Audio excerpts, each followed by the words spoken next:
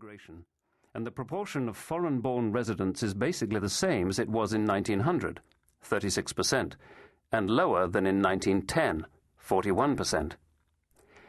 We live in typically American homes or apartments, send our children to typically American schools, shop for the most part in typically American stores, are treated by American certified, if not American-born, doctors in American hospitals, work largely with other Americans and, with limited exceptions, eat American food.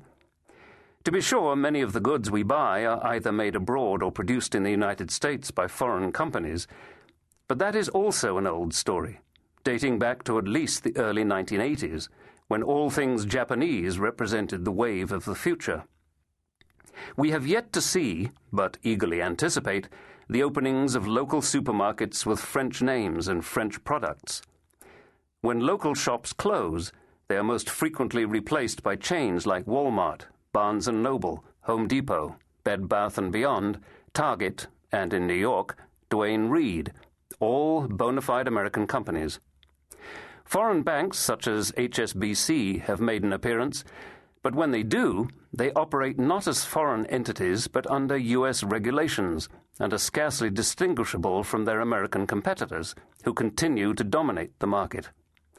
The phone company remains thoroughly American. The principal novel element of globalization, in our experience, is the occasional voice on the other end of the phone from Cork or Mumbai.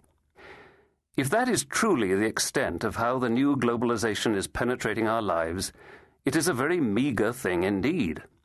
Globalization has a far larger presence in the news than it does in our daily rounds, and as New Yorkers, our lives are probably more cosmopolitan than most. To its critics, globalization is a terrible development that makes almost everybody worse off and threatens the survival of the planet.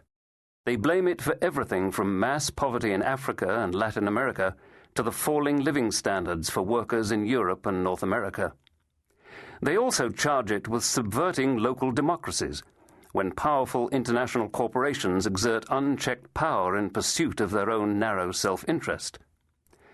In contrast, globalization's advocates argue that it is the greatest force for good in human history.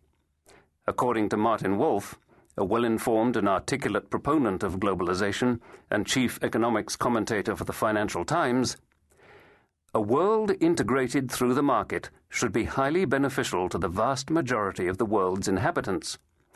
The market is the most powerful institution for raising living standards ever invented. The problem today is not that there is too much globalization, but that there is too little. Wolf, Why Globalization Works.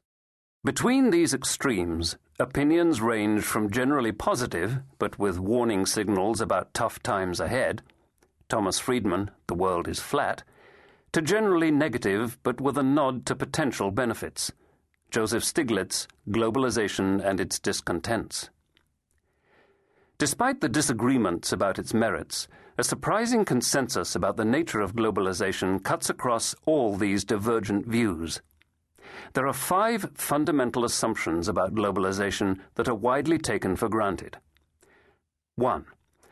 Globalization is the future, an irresistible and growing part of economic reality. 2. Globalization is the dominant force shaping the world's economies. Whether for good or ill, whatever happens is due to globalization. Fixing the future means fixing globalization. 3. The fate of the world's workers depends on globalization, both in rich countries and in developing ones. Those who adapt will do well. Those who do not will suffer. 4. Businesses face the same imperative. Either they globalize successfully or they stagnate and may even die. 5. Financial markets will be the most affected by globalization. Trying to resist the forces of financial globalization is like trying to turn back the tide. The problem with these accepted truths is that they are either highly questionable or largely false. It is time to take a deep breath and look more closely at the real impact of this phenomenon as of today, and to assess its future in the same sober spirit. Our goal in this book is to present a more accurate picture of the present status of globalization.